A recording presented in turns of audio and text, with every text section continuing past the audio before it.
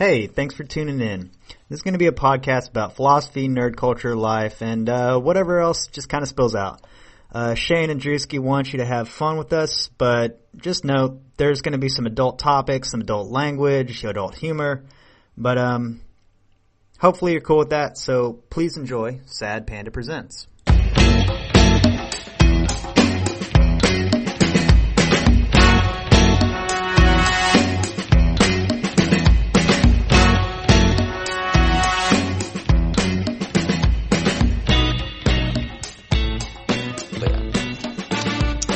So how was your week? What'd you do? Anything fun, exciting? Week was pretty good. Let's see. Work was alright. It was, one thing after another kind of thing. But it's getting better. Maybe we should introduce ourselves and what we're doing. Hey everybody, this is Sad Panda Presents. It's a show where, Shane and I are gonna talk about, I don't know, stuff and things. Yeah, we're gonna do that. Okay, hi, I'm Shane. I talk about stuff. I'm usually the one that knows more about the subject, but today, well, it's gonna be off the rails. Yeah. Well, I picked the topic this week. Usually it's more philosophy based than what we're gonna do, but that's all right. Let's see. That's fine. I mean, I'll interject in what little philosophy I remember. Yeah, so.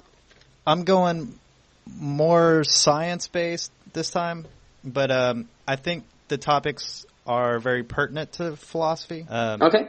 And so what we're talking about today is the rise of AI, artificial intelligence, and how that interplays with humans and the human interaction, and humans versus artificial intelligence. That's what we're going with. So, I think one of the things starting off is there was a real famous BBC interview with Stephen Hawking, right? And it's a pretty tame interview about like his audio equipment, how he speaks, and what's improved over the years and whatnot.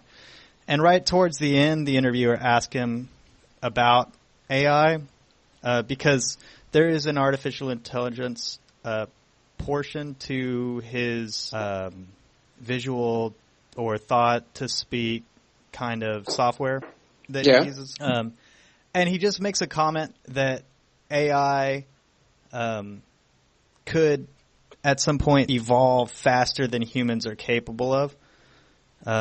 Technologically and physiologically and into mankind, right?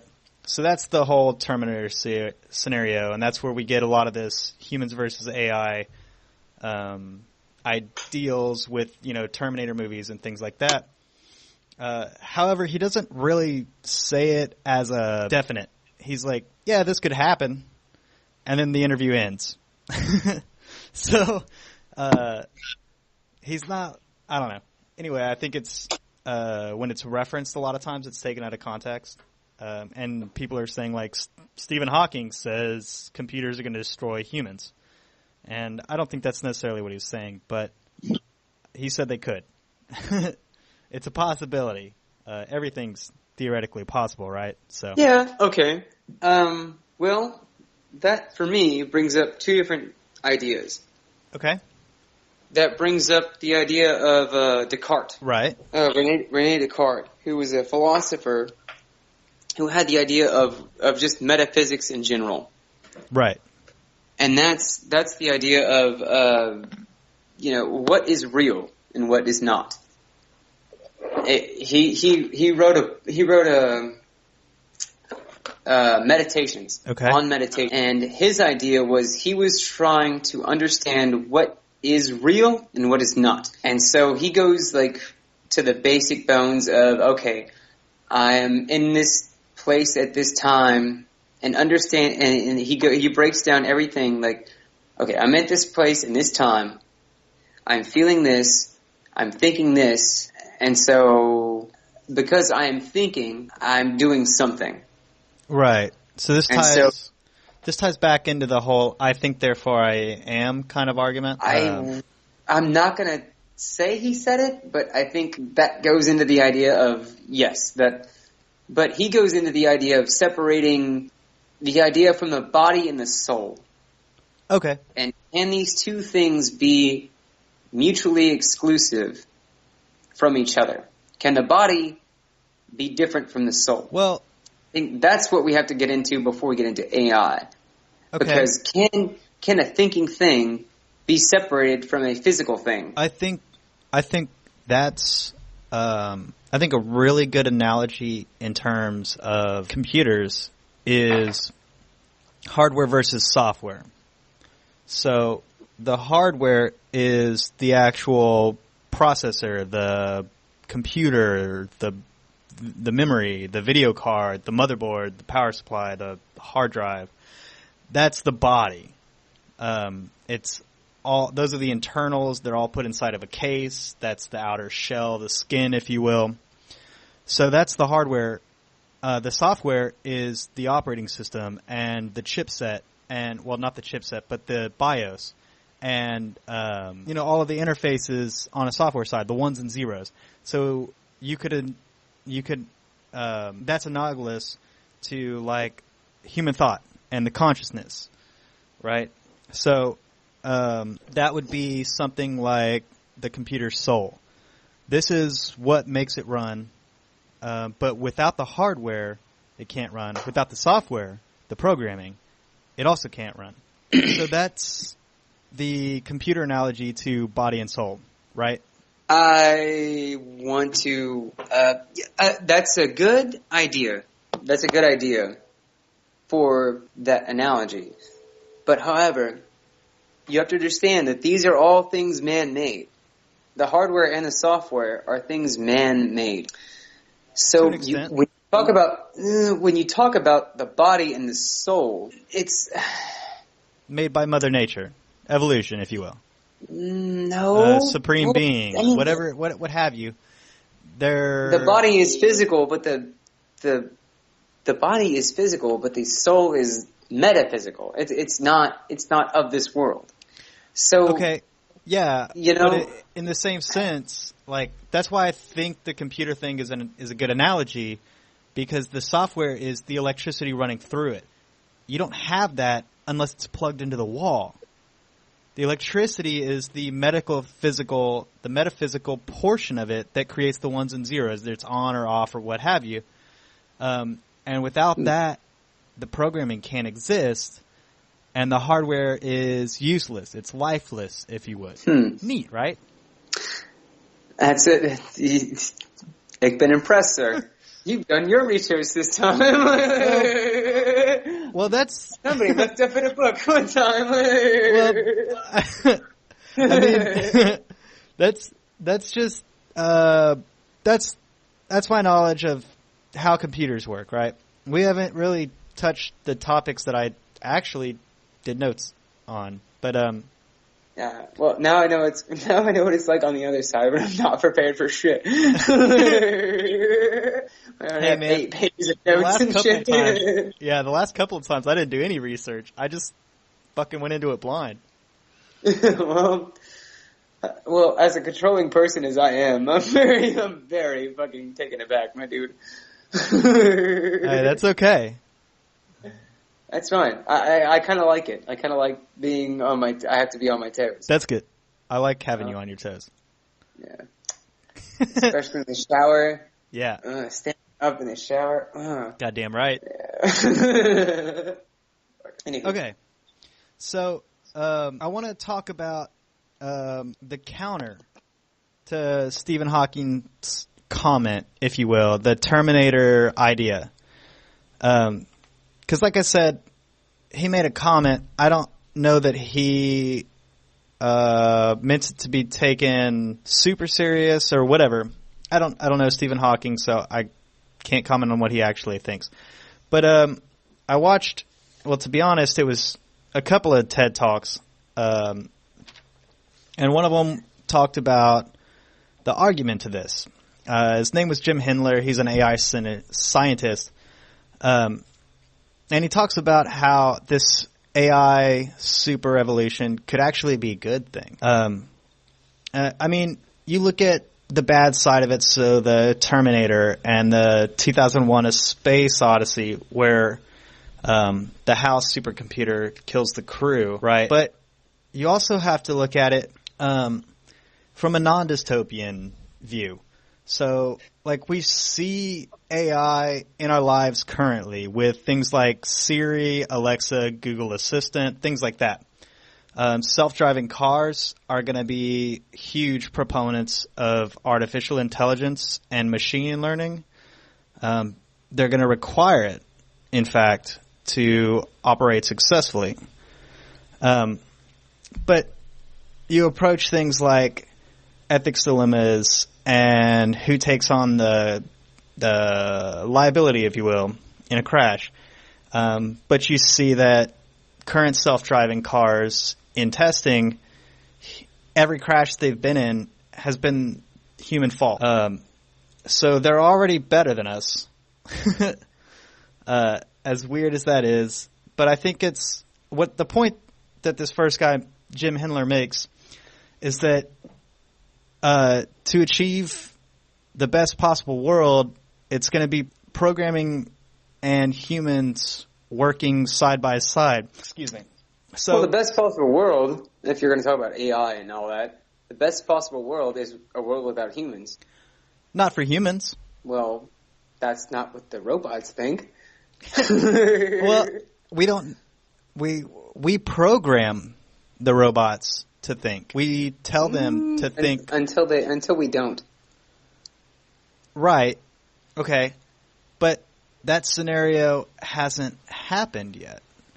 That totally happened. When? Shit, I just saw a fucking... God damn it. Again, I didn't do any research, but I did see a video of two AIs talking to each other, and they said, just, you know what, kill all the humans. Right. Okay. Yeah. Which is kind of the end goal if you were talking about AI. If they were to really take over, they're going to realize that we're fucking everything up because we're humans, and they're just going to say, fuck that. We're just going to take over and be done with these stupid monkeys. Right. But again, without electricity, they can't operate. So, do you think? I think they could find a workaround. I don't know that that's necessarily true. I mean, at some point, you got some motherfucker that just runs out with bolt cutters and cuts the line from the solar panel. It's really that simple. Then it's just a matter of the batteries running out. And I don't think humans. Well, okay, humans are dumb enough to let robots perpetuate the building of war machines because that makes money. Yeah. But at the same time, I just don't see. Well, we'll get to that. Okay. I didn't mean to derail you. You have a logical thought. Go on. It's okay. It comes down to emotion, but I'll come back to that.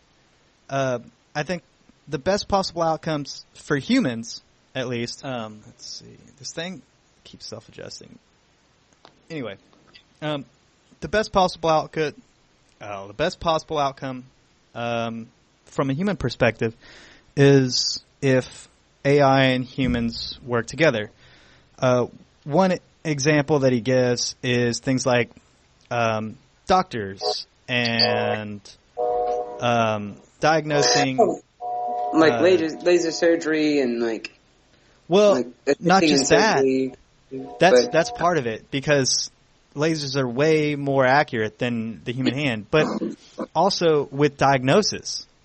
So think about, like, my dad has celiac disease. 15 years ago, 10 years ago, nobody knew what the fuck that was. I mean, some people did. A very few people did. It was one of those things that kind of came out in the late 80s as, like, really being discovered, but he wasn't diagnosed until maybe 5 years ago, 6, 8 years ago, most. And one of the things that doctors could benefit from when it comes to AI is these huge databases of medical knowledge. And there's constant research of new things, and there's constantly studies are going on, and medical research is going on, and doctors, there's too much. There's too much for your average physician to keep up with the amount of knowledge that's produced daily. So one thing AI could help with is, like, say you've got this small town doctor. He's 80 years old. He's been doing this for 40 years. He doesn't know about half the new diseases that are out there, or, he's just not capable of keeping up with reading scientific journals 8 hours a day because he has patients. He's the only doctor in this small town.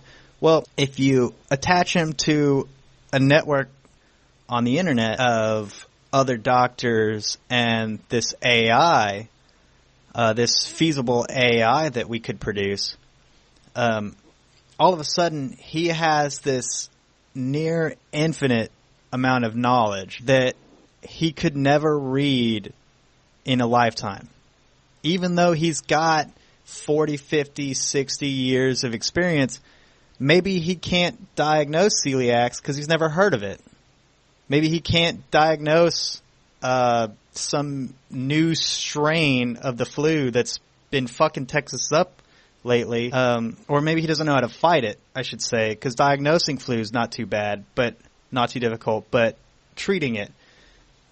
Maybe they've seen a strain similar in India, but he doesn't have that research because he reads hardcover books. Well, when you plug him into this AI network, and all of a sudden he has 1,000 more resources, infinitely more resources to come up with a better solution. And that's where AI and humans, where he's the interaction with the patient and his experience knows what type of things to search for, and the AI comes back with better answers than what just his experience alone could produce. So his experience feeds into the AI. The AI then reads that plus the symptoms, plus the test, the blood work or whatever, and returns, a set of solutions that he can then analyze one by one and figure out the best course for this patient. So things like that. Okay. Can I interject on that particular idea? 100%. Dog, if this dude is 80 years old and living in bumfuck nowhere, he's seen it all. That's not necessarily true. He hasn't seen the latest research paper that was published 3 days ago. Absolutely. But he knows his area. But what if someone comes in that has symptoms that aren't in his area? Then you call somebody else. But you're right. The problem but that's somebody else. Okay. The argument I'm trying to drive out of is that this might be a fucking zebra shit. Like, this might be some, like, you hear hoof sounds and you think zebra, not horse. And so an AI wouldn't discern, you live in fucking Kingsville. Holy shit, somebody has, some crazy shit that only somebody gets from South America because they drink fucking shitty-ass water in fucking bumfuck Bishop. But that's exactly the point of the AI working with the doctor. And here's what you're saying about the old doctor. What about the young doctor who comes in behind him and doesn't have any world experience? Right. All the of a sudden, AI can help him too. He's got the young doctor who is using this AI misdiagnosed this kid with fucking some some crazy disease that you only get in the goddamn Amazon. But he's got the fucking he ate too much. He ate fucking he literally just ate somebody's chewing tobacco. He's got fever and he's fucking, you know what I mean? I get what you're saying, and I don't disagree. I really don't. I think your idea is a good idea. Well, it's not mine. I think it's a good idea, but I think it's going to be a crutch for young doctors because they won't have the ability to understand what goes on in their area because they always rely on a thing, on a database, and they don't understand their clientele, their area, their people, and what they want, what they need, and what their problems are. I think that will feed into this kind of idea that we've been doing with everybody, with everybody who's on Facebook or whatever the fuck, on the social media, whatever, or who's been linked in for as long as we have, is that they're going to research something. Everybody's going to get on IMDb and misdiagnose themselves, and I feel like the doctors will do too, without realizing what is actually going on, because they're relying on the system. Okay, I think that's absolutely. They're going to rely too heavily on the computer, not the person. I think that's absolutely a possibility. However, I think that's going to be a case-by-case basis, just like anything else. For instance, my dad's been sick his whole fucking life. Didn't know he had a gluten intolerance. Well, the problem is your dad was born in fucking 1946, 40 whatever. Yeah, exactly.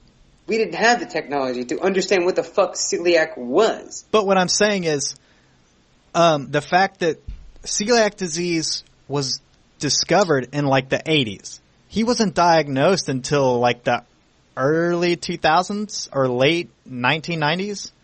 I want to say early 2000s. So 12 years? For like 12, 15 years. For like 12, 15 years, doctors didn't know how to diagnose him. And this type of thing could be helpful for things like that. I'm not saying it won't become a crutch. It absolutely will. But what I'm saying is, but you got to look at the time, the era in which he did it, in which he figured it out, and to which he was diagnosed. Right. That shit wasn't around. Like, technology was not a thing. The internet was not a thing. Right. But it is now. Right? It is now. Okay. Now, but that's where you have to split the hairs. Because now, it's fucking, internet is all over the place. It's rampant. And now we need to be careful of doing the reverse of what happened to your father. I'm not saying that we don't need to be careful. I absolutely agree with you there.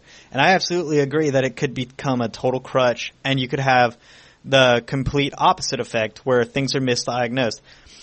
I guess what I'm getting at is, okay, so one of the other analogies made was about human memory. Humans read books, and so if you read a Harry Potter book, well, if that was something that was really entertaining, 10 years later, you're probably still going to remember significant details about it.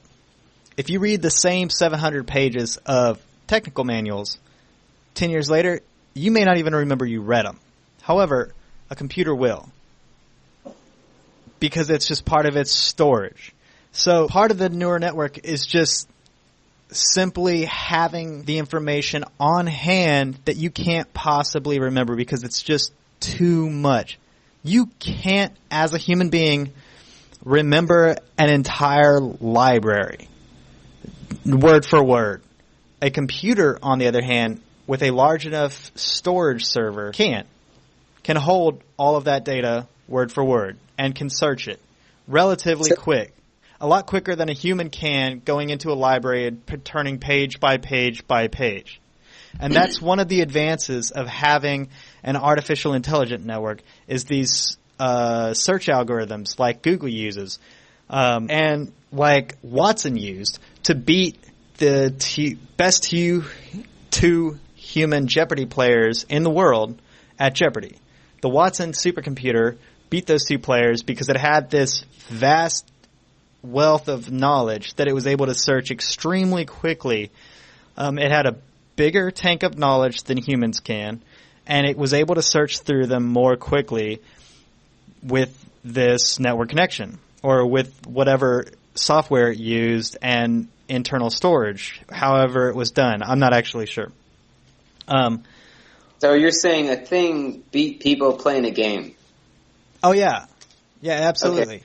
And I'm not saying that's perfectly analogous. I'm saying the wealth of knowledge that's at our fingertips is already now, but can become an even more useful resource if we train it correctly, if we work with it correctly. I'm not saying make this the only thing we rely on, because making it a crutch is always going to be a bad move. That's how you make mistakes. That's the whole flaw in your argument, Bubba. Is that if you use it well? Okay, but at the same time, if people design, you're basing this on humans designing it and implementing it well. Okay, and we're flawed. But at the same time, I have a couple of counterpoints to that. One is sometimes you talk to somebody that's been doing something for a long time, so they're really experienced. Well, sometimes those really experienced people refuse the new technology. Like, they get stubborn in their ways and say this guy's been making widgets out of whatever with a coping saw for 30 years. Well, now a scroll saw comes out and he doesn't want to use a scroll saw. Even though it's faster, it's more efficient, he could make 30 more of these things at the exact same quality in the time it used to take one. I'm saying it's a tool. I'm not saying it's there to replace humans, which is another argument in itself that we can get into. But I'm saying it's a tool. Until it's not, Right, but it is until it's not. And then the other counterpoint is it being a tool, it can improve itself in better and faster ways than humans can. So another game analogy, there's this game called Go. It's this ancient game. We built this AI to be able to beat the best human and player in the world. Then we built an AI to teach an AI to beat the game. And it 100% of the time, 1,000 out of 1,000, beat the AI that beat the best human in the world. Because that's where you see the runaway evolution, is in that analogy. So it's an interesting thing. We can see the runaway evolution happening. We can create that runaway evolution. But we're also able to stop it currently. Will we be able to in the future? I don't know. Maybe, maybe not. That's the problem. That's the problem, my dude. Like, that's the actual problem. Is like it again comes back to somebody with bolt cutters cutting the electricity line. I mean, worst case scenario. What if they fucking rerouted that shit? What if they knew that was coming? Like, you know what I mean? Like, what? Well, the logical thing to do would be to connect it to a power source that only has one input, right? Okay. So you have one line that goes in. That's it. And then you let this thing run, and if it says kill all humans, you pull that one line, and that's it. That's the end of it. And I don't see until it figured out there was one line and it decided to make 5 lines. Yeah, but here's the thing. It's just a brain. If it doesn't have any moving parts, it can't access those other lines. Brain. You don't attach the brain to the gun. You attach the brain to the plan making thing. That the brain is the plan making thing. And it has one connection, and that's power and information, or 2 connections. Power and information. And that's it.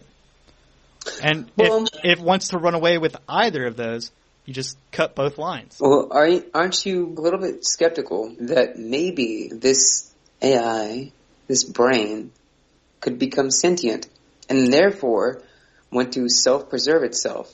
Want to push into self-preservation. Well, and maybe he, saw the design for what the fuck is feeding him, and maybe had a different plan. So you cut that one wire, but guess what? He's got 5 other backup plans because he's fucking smarter than us.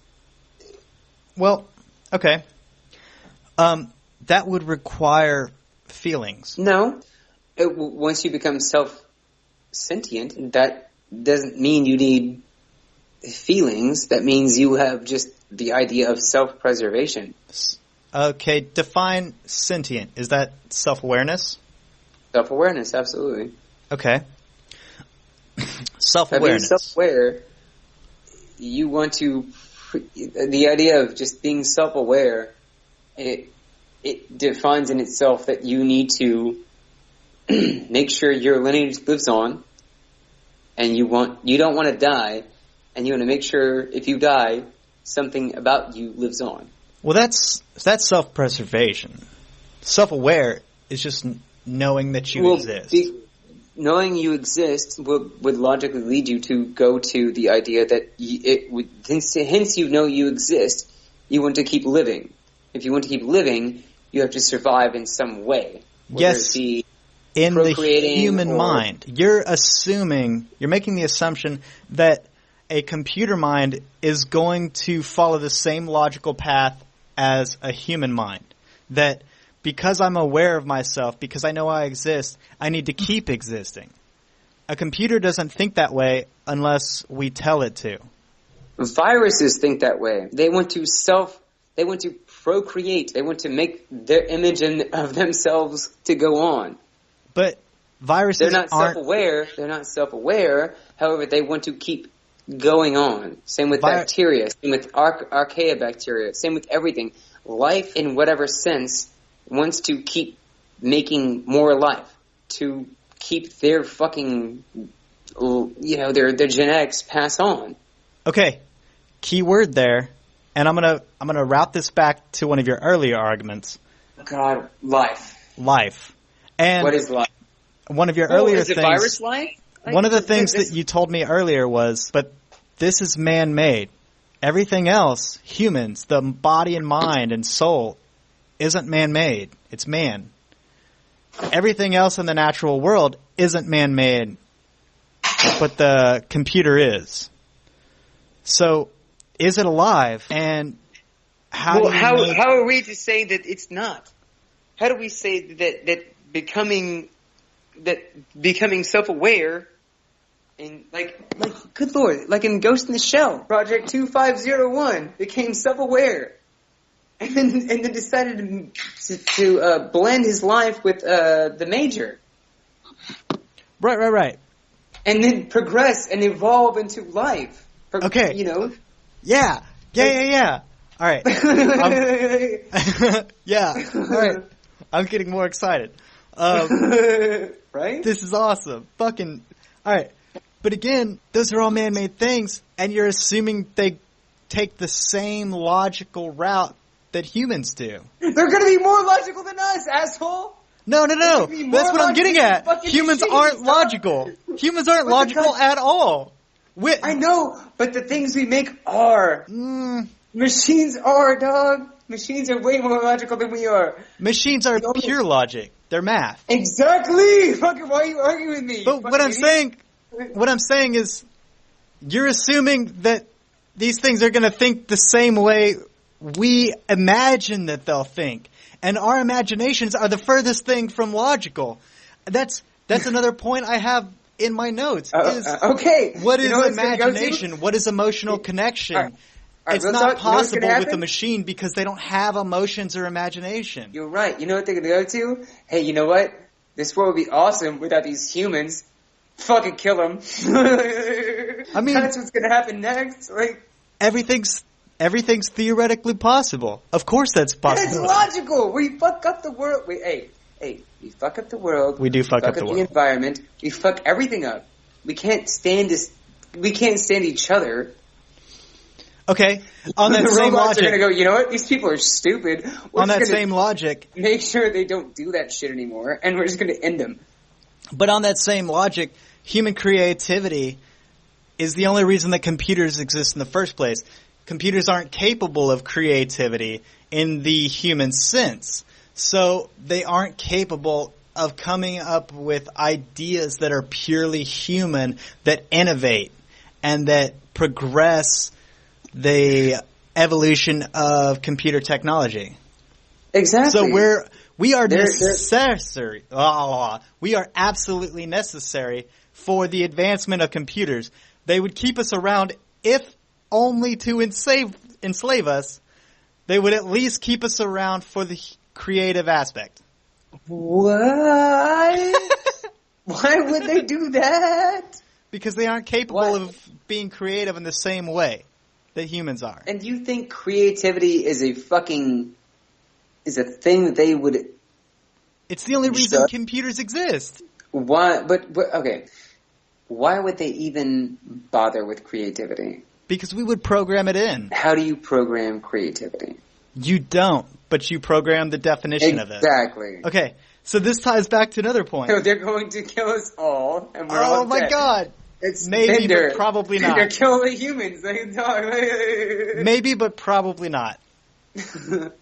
At least not in our lifetime. So tell Asher to watch his fucking back. But at least not in our lifetime. We'll be dead before the computers take over. Yeah. And teach Asher how to make a goddamn fucking little EMP. Yeah. Oh, there you go. On my deathbed, son. Here's the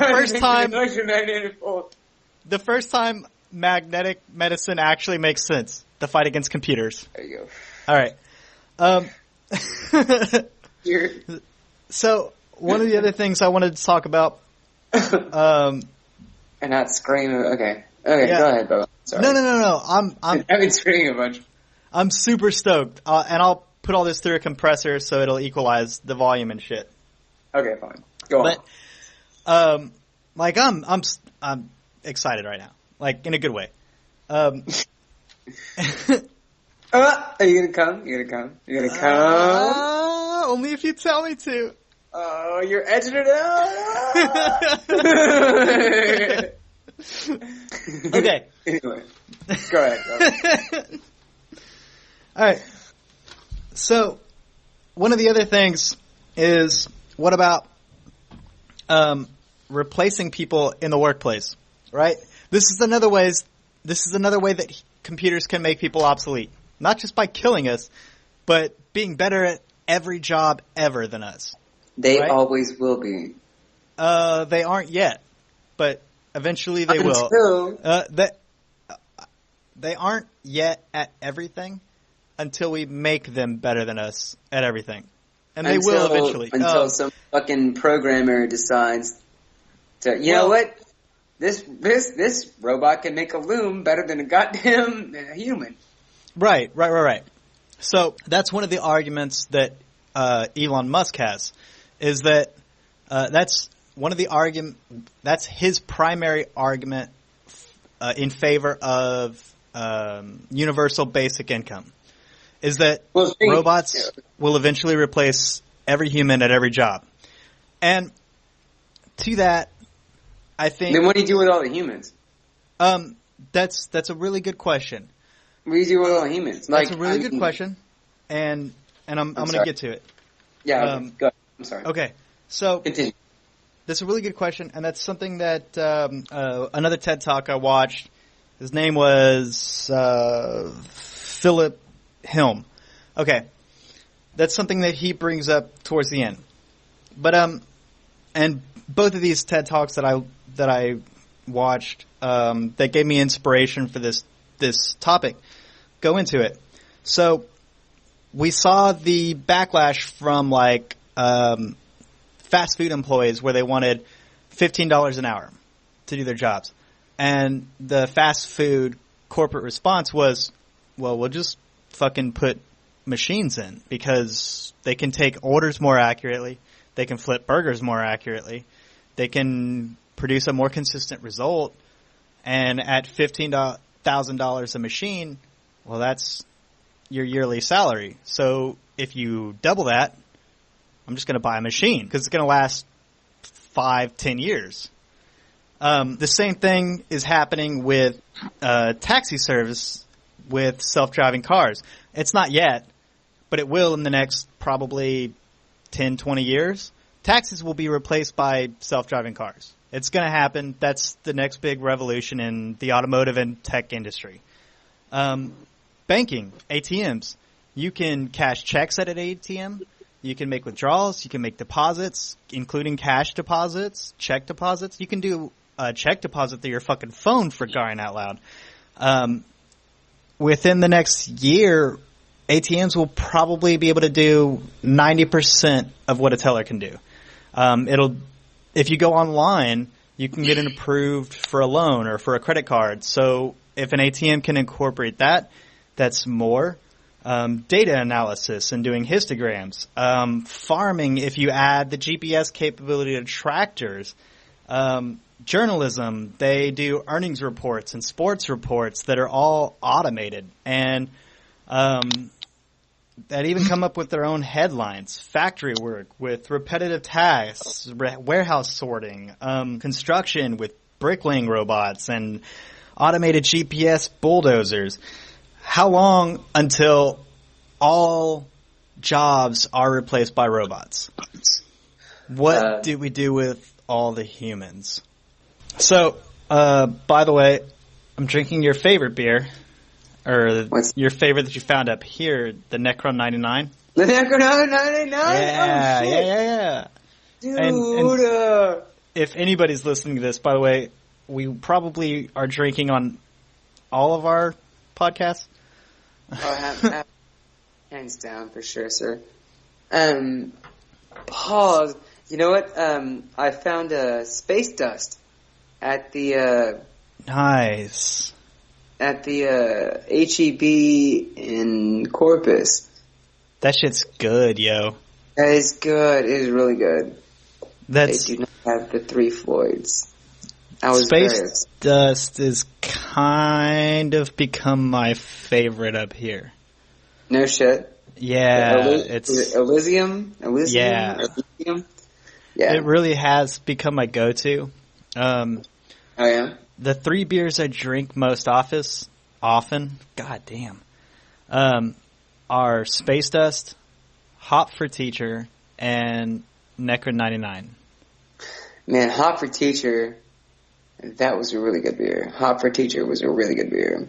Dude, it's awesome, but it's super carbonated. Yeah, it really is. Like champagne level carbonated. Yeah, it really is, though. I was a big fan, though. I am too. 99, dog. Oh, the apricot hits you right in the face. Like, it's such a strange IPA. It is, but it's fucking delicious. But it's so good. It's so good. Oh yeah. Last time I visited Kirsten in New Year's, she found, because she has celiacs as well, so she has to drink gluten-free. Mm-hmm. But there's a restaurant called Twisted Root. It's a burger franchise that's really fucking good. And one of the beers they carry on tap, at least in San Angelo, is this blood orange cider. Oh, Austin East cider? I don't know what it's called. I just know it's a blood orange cider. It's Austin East cider, yeah. And it's gluten-free. Dude, it doesn't have that cloying sweetness that a lot of ciders have. Yeah, no, that's Austin East cider. You bet your fucking bitch ass that I've had that a bunch. Oh, dude, it's so level-headed compared to any other cider I've had. It almost tastes like a wheat beer. Mm-hmm. It's crazy. It's crazy good. Yeah, it is.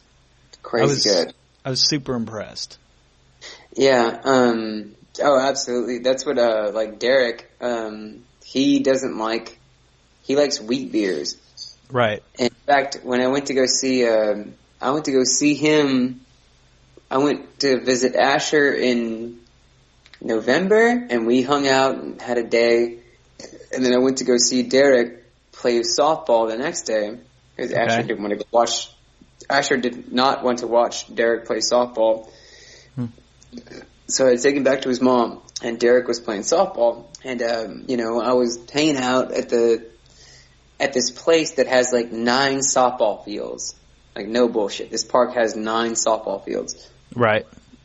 So I get there at 11 because he says he's playing at 11. He didn't play till 1:30. Okay. So Derek gets there about 12:30, and like as you do. I was there at 11. I was there at 10:45. This motherfucker shows up at 12:30. Like an asshole.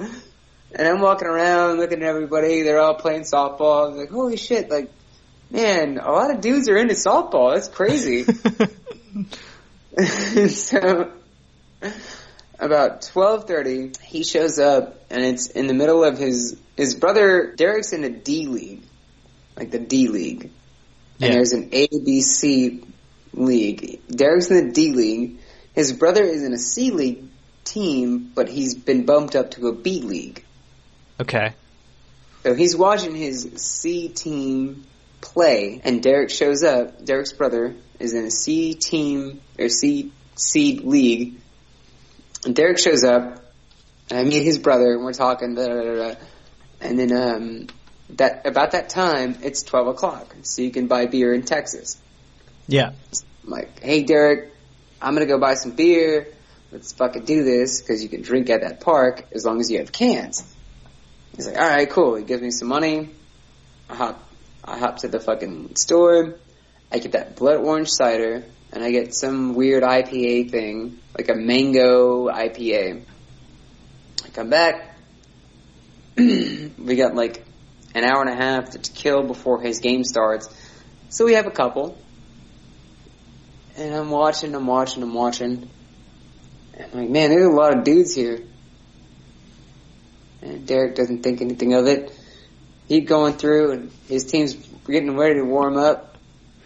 I'm sitting on the stands. The next thing I know, a bunch of dudes show up. Back in the pile. Well, what I found out later, cut to 4 hours later, Derek is in the gay league in Austin, Texas. That's amazing. And in that league, you can have 2 straight people per team. So it's Derek him and his brother. No, his brother is definitely not one of the straight people. Okay.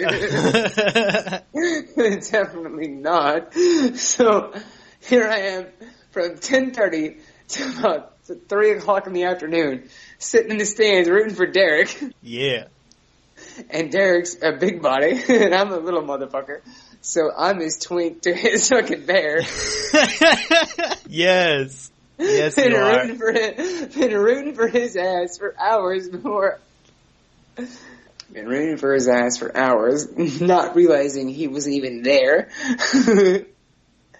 And then the bar that sponsored them was called the Iron Bear. Yes, that's amazing.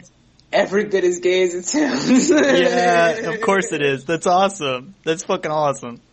And it was a fucking awesome ass bar.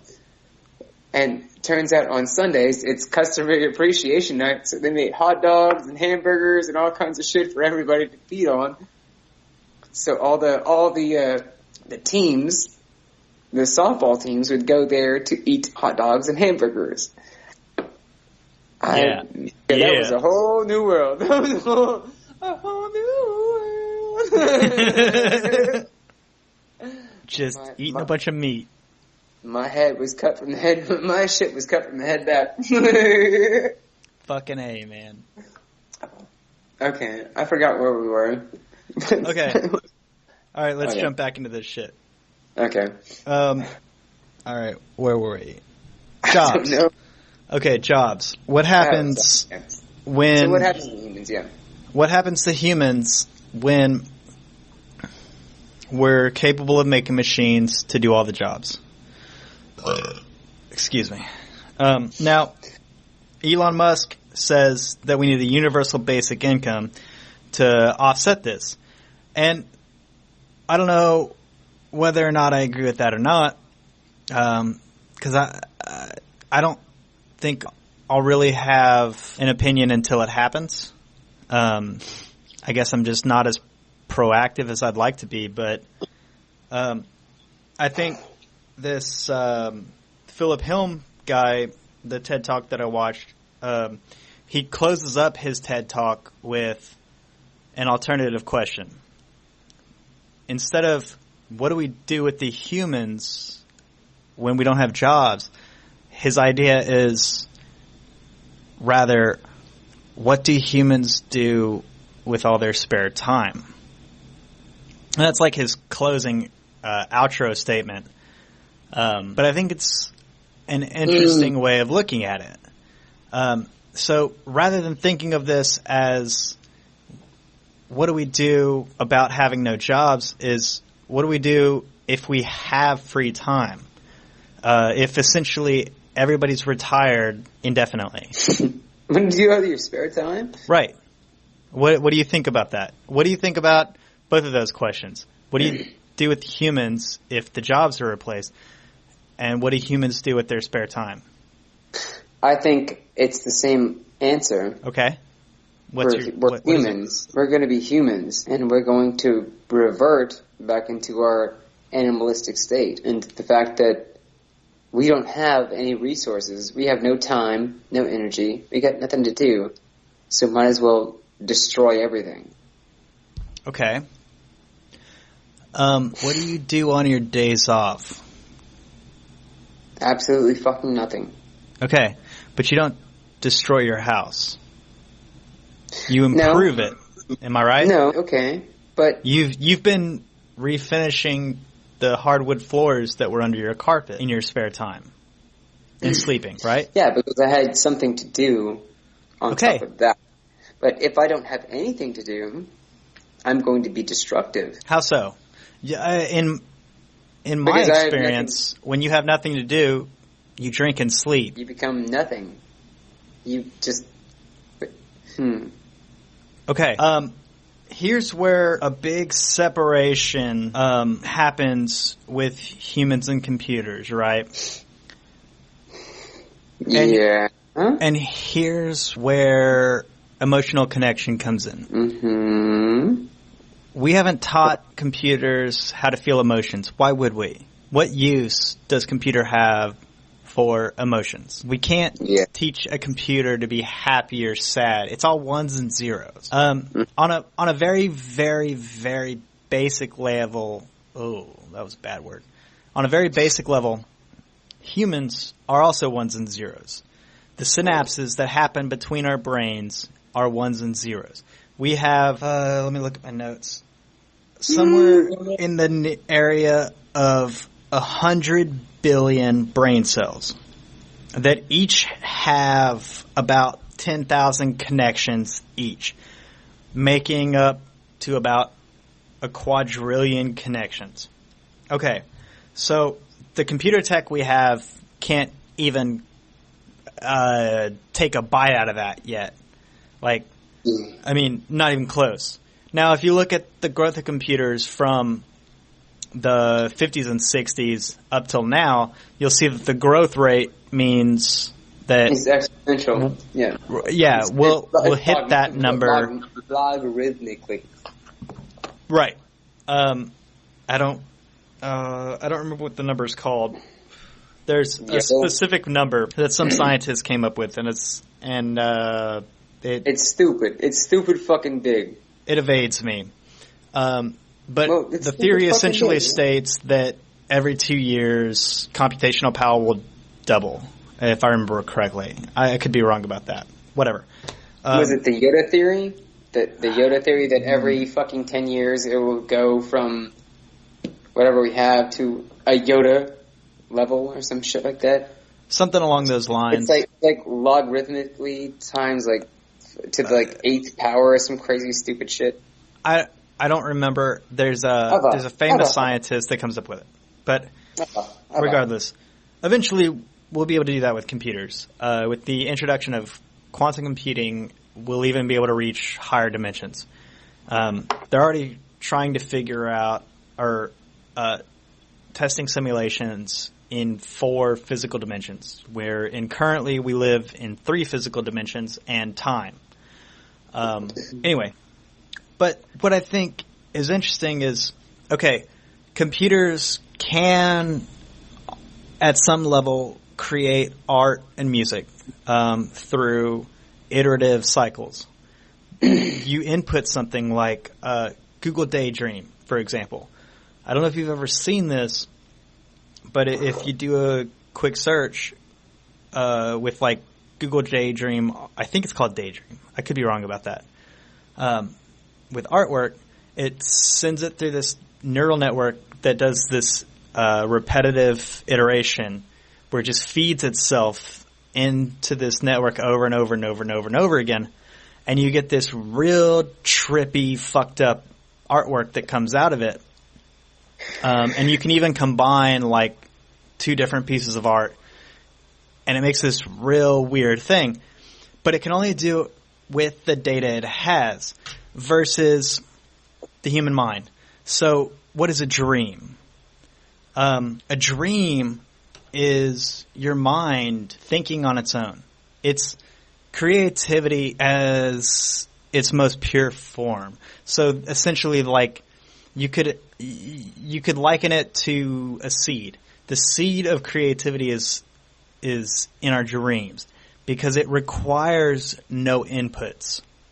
It only requires the brain to output, which feeds itself as an input over and over and over again. And that's what we can do with these iterative simulations with computers.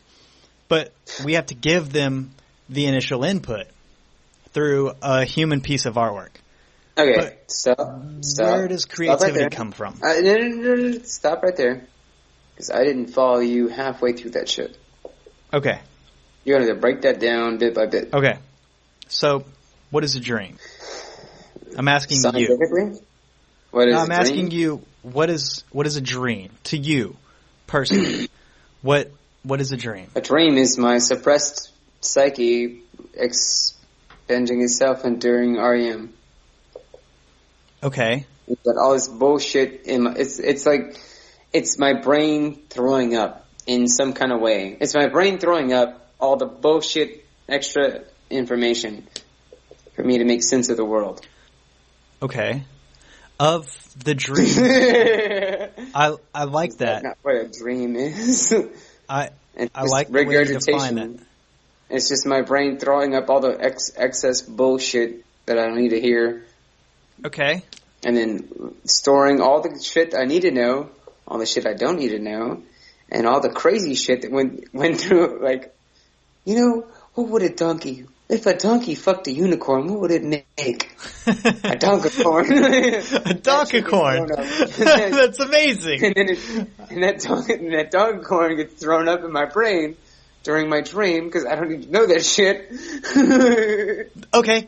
Okay. Right? It's all this suppressed bullshit that I can't say out loud or in people that gets pushed back in the back of my mind that I regurgitate to get out of my fucking head. Okay. That's what dreams are. Where did the idea, what if you put a donkey and a unicorn together to make a donkicorn, where did that idea come from? Where did that originate? Probably during this conversation. Okay. All right. I got bored. I thought of a donkicorn. I pushed that shit in the back of my head. So you were able to come up with this abstract idea. Yep. Excuse me. You were able to come up with this abstract idea out of nowhere, off the top of your head, strictly based on, we're having this conversation, you need a goofy example. What's the goofiest thing I can think of? A donkey and a unicorn make a donkicorn. Donkicorn. Get your shit together. Where did that come from? Like, how how does a computer simulate that?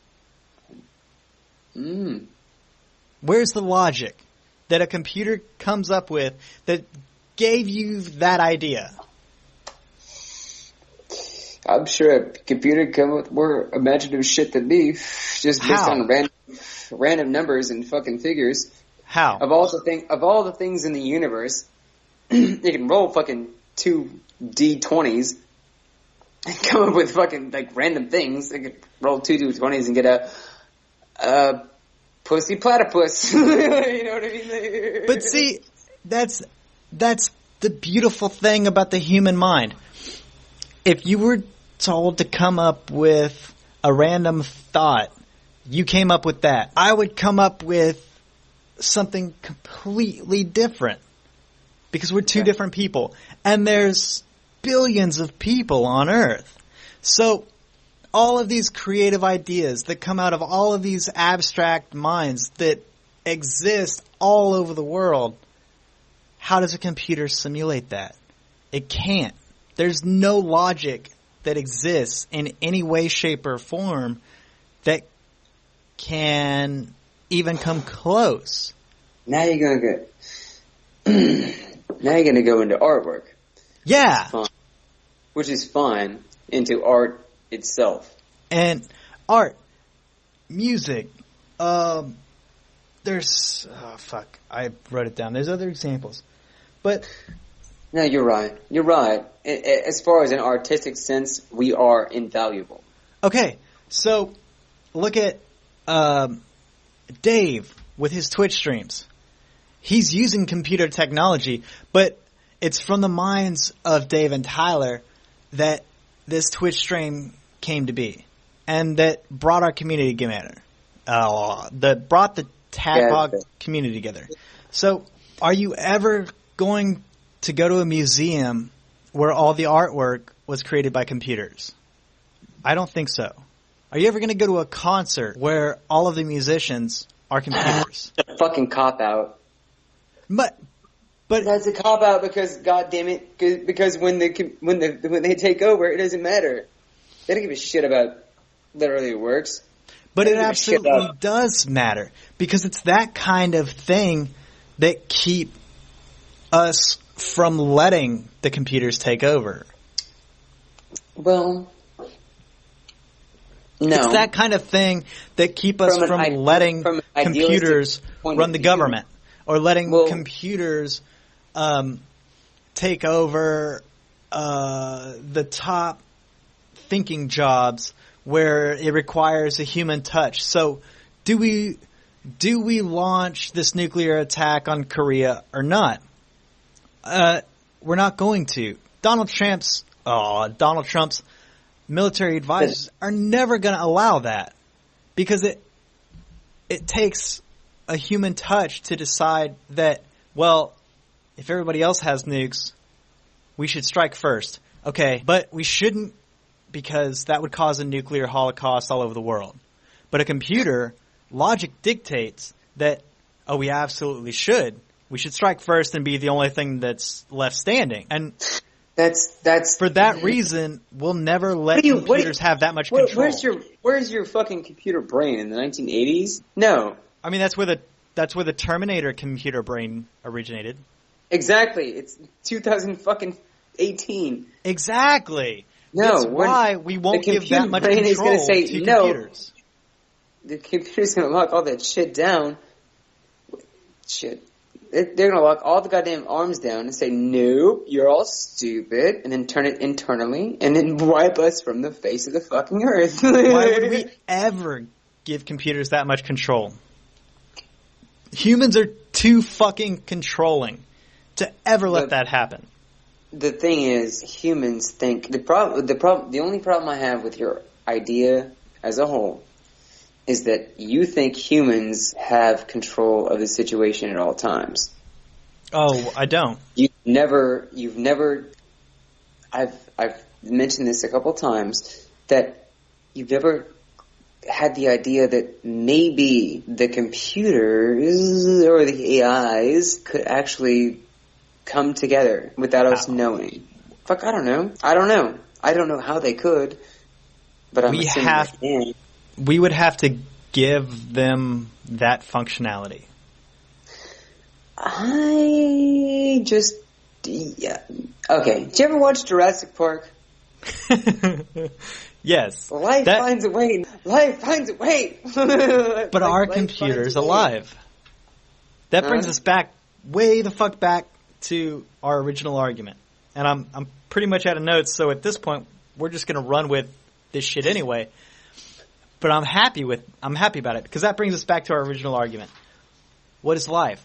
What is life? What is life? At what stage of computer evolution do you define it as life? Do you define it as life in such a way that killing it is murder? Because when you kill something out of cold blood, for instance, if you go and shoot somebody on the streets, that's killing them out of cold blood, that's murder. Mm-hmm. If you go and shoot your neighbor's dog because fuck it, why not? That's cold blood, that's murder. That's taking a life with no regard for anything else. It's not hunting for meat.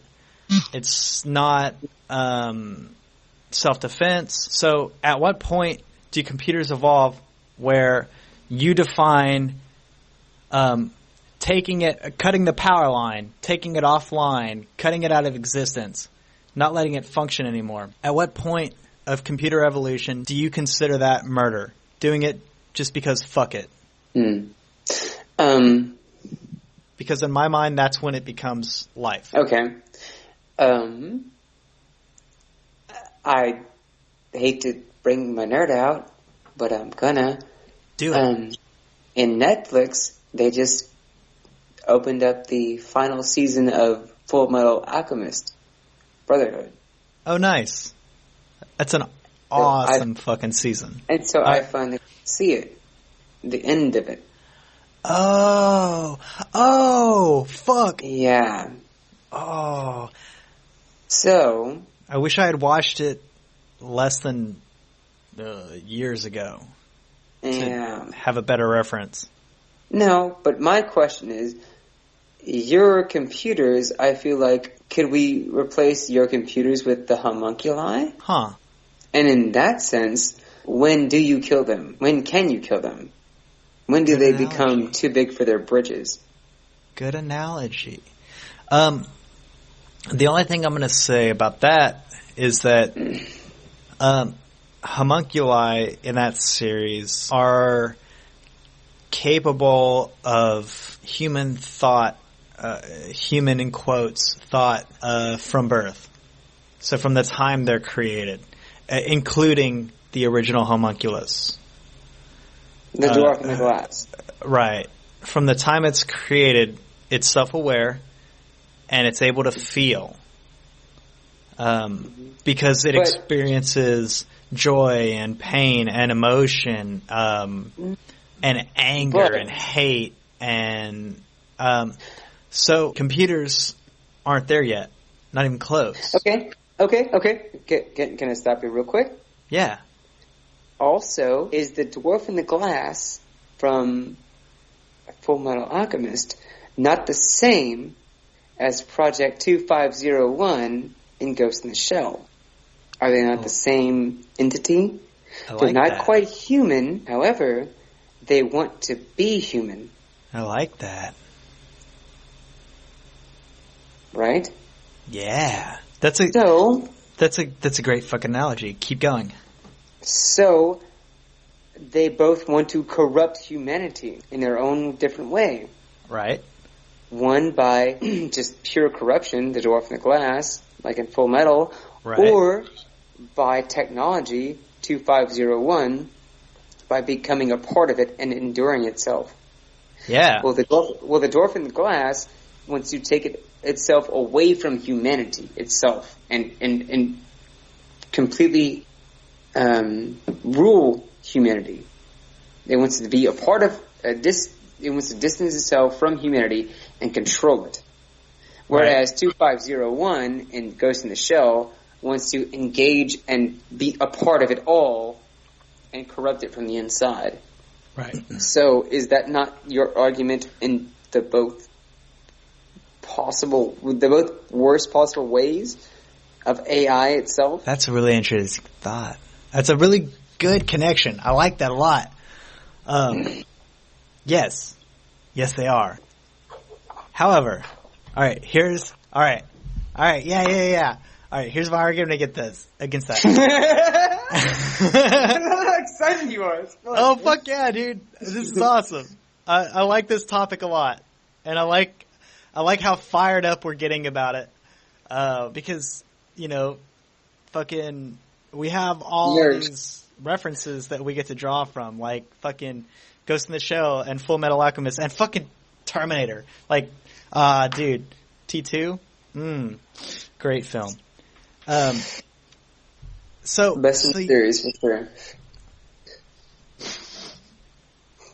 Go on. So, yeah. All right. So you got the dwarf in the glass who's going to reject humanity completely and try to take it over. Right.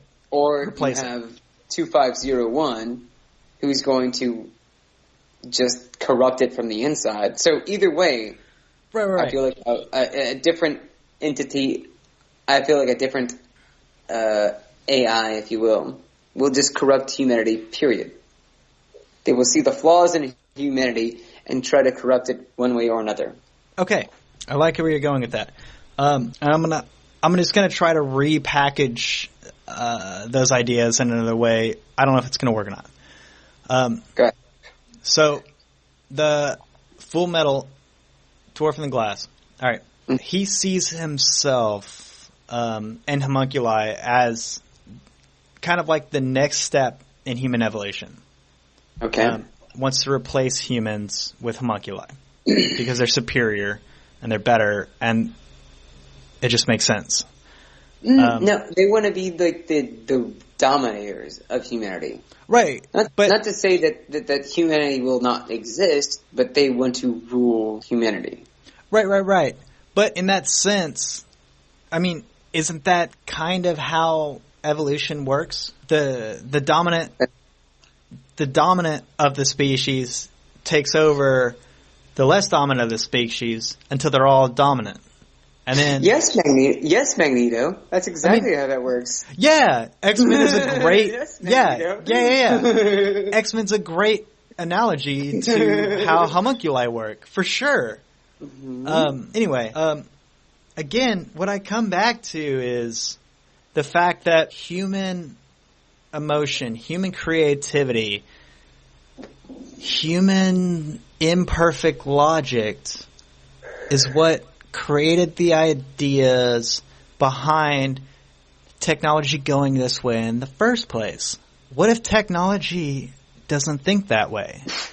What if it thinks in a completely different way than humans think?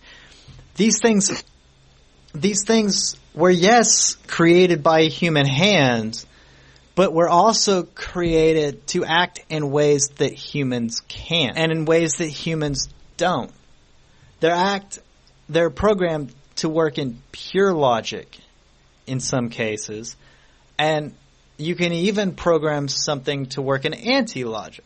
But my point is that computers are always programmed to work in ways that humans are either not capable of or not willing, or both.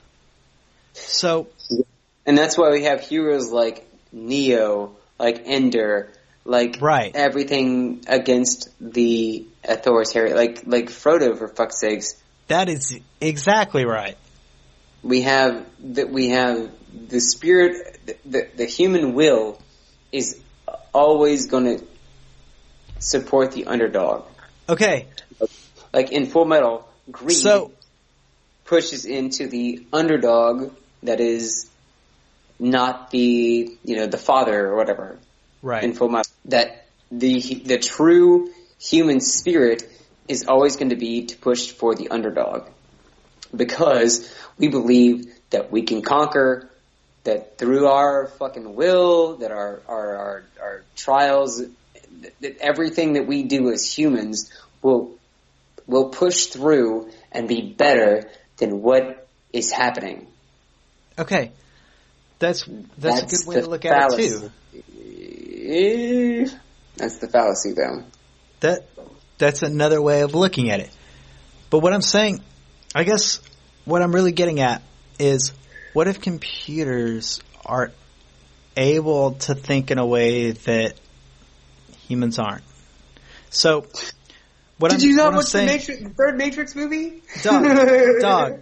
What I'm saying is, every single scenario we've talked about has been the creation of a human mind. What happens when a computer creates something original that no human mind has ever even contemplated before?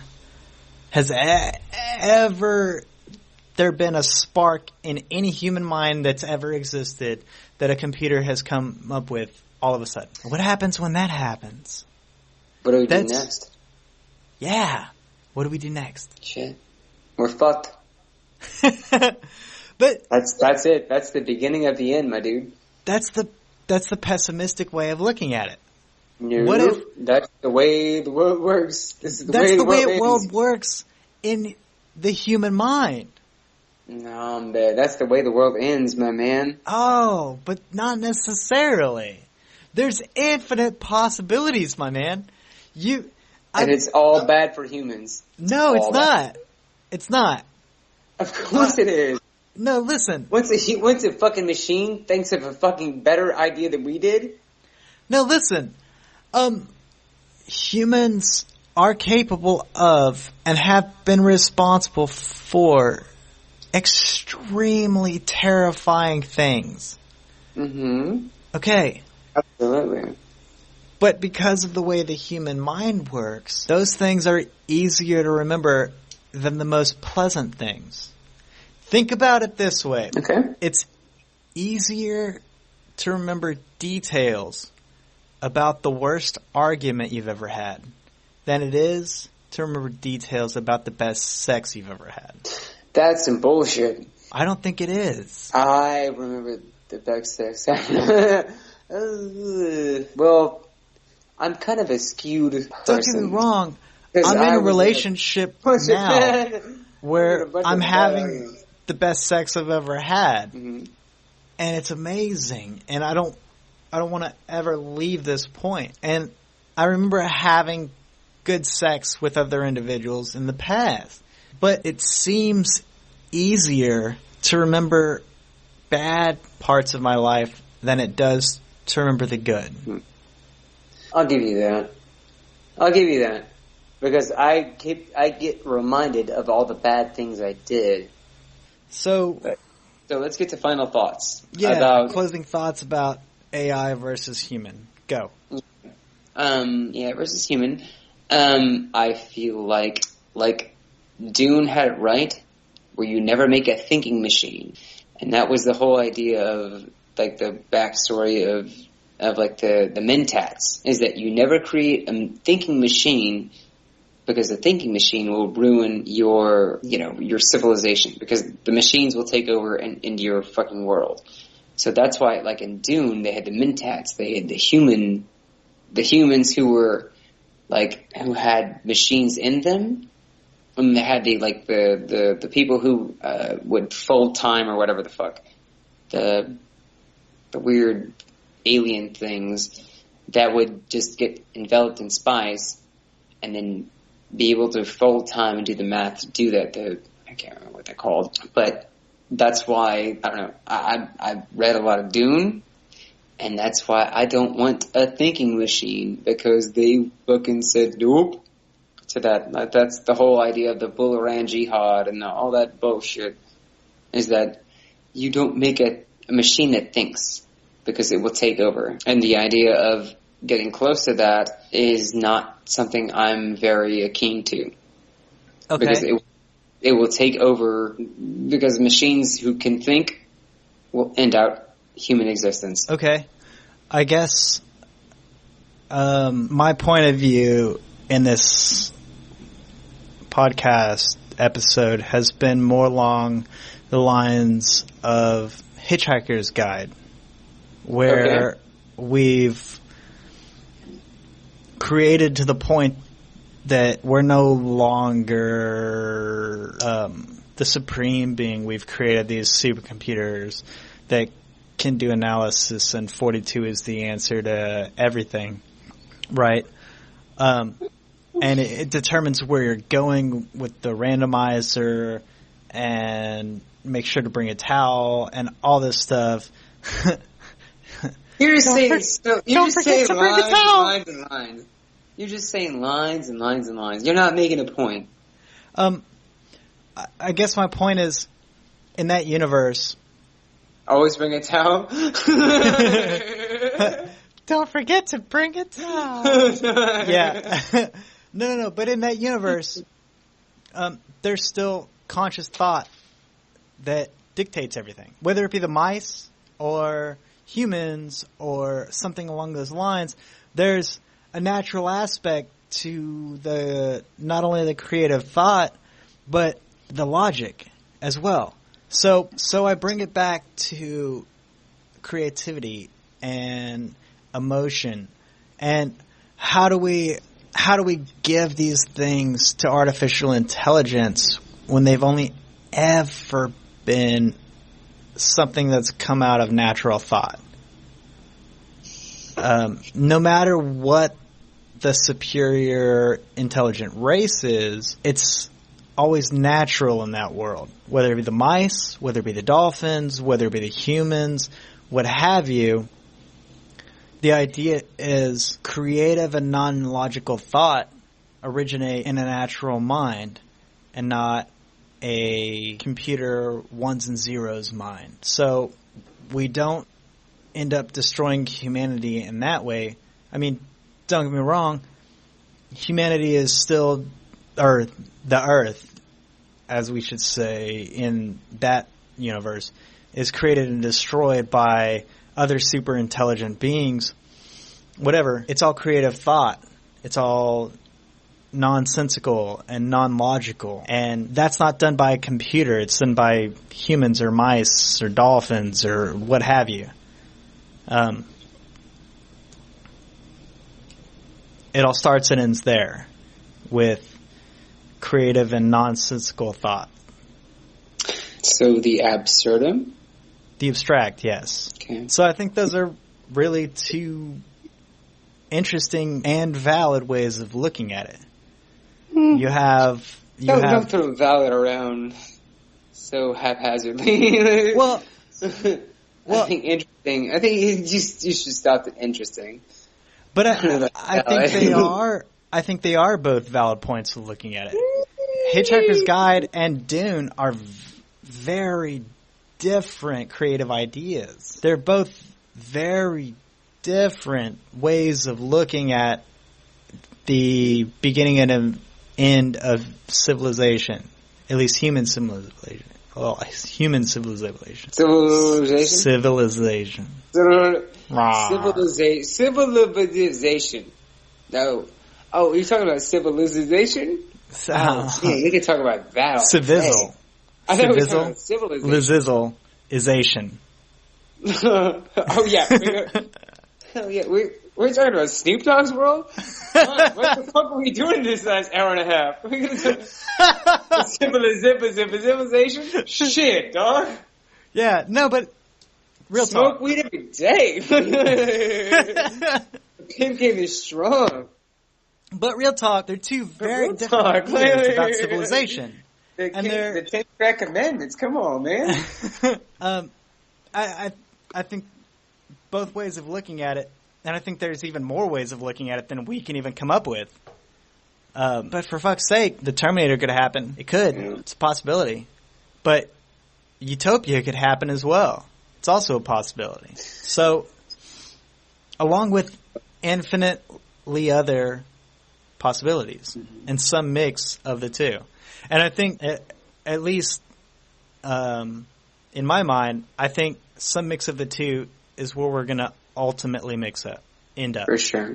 I believe you're right. I believe that in all the bullshit jargon we've gone through, that there's some happy medium we're going to get down until Robo Snoop Dogg keeps his pink pad strong.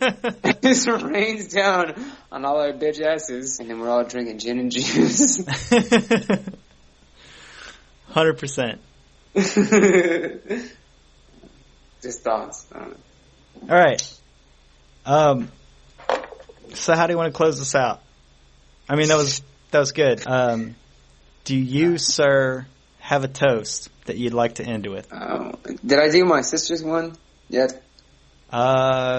We did the "Here's to the People We Love to Fuck." Yeah. Last night. Okay. Well, all right. Have we done the bull and the bee? I don't believe so. Okay. All right. Well, here's to the bull and the bee. The bull stung the bee and started the bull a bucking. Here's to Adam and Eve, who started the world of fucking. Salut. Salut.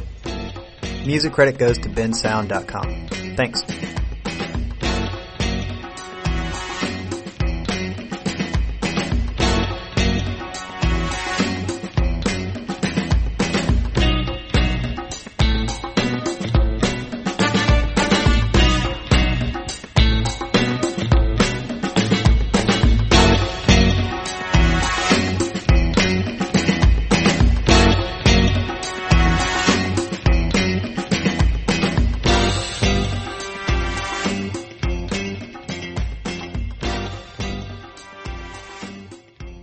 My question will always be, to what end? To what end do we do this? To what end do we allow machines to take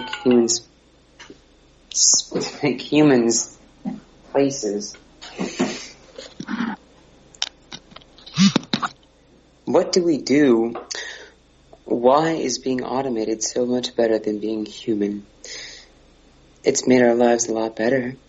But what do we, where's the place in a human in an automated world? Look at Detroit. They got a 30% unemployment rate as of 2018. Do we need what automation to put the whole industry of that in ruin? The whole human part in ruin. When does monetary gain come in conflict with the human life? And I'm sure there's many of examples all over the world, but why? Why are we making automatons do simple tasks that, the mentally handicapped could be doing? You gotta pay them, right? Even though they are what they are. Laying off for cheaper. For what end? What end are we doing this? Why make everything cheaper? Why make everything automated? Because we have too many people. And we need to make luxury items, like the car, now commonplace things. And why people would rather drive 2 blocks than get off their fucking ass and walk. I see the good in it all. However, I see the bad in man. And I'd rather fail on the bad in man than the good in science. Now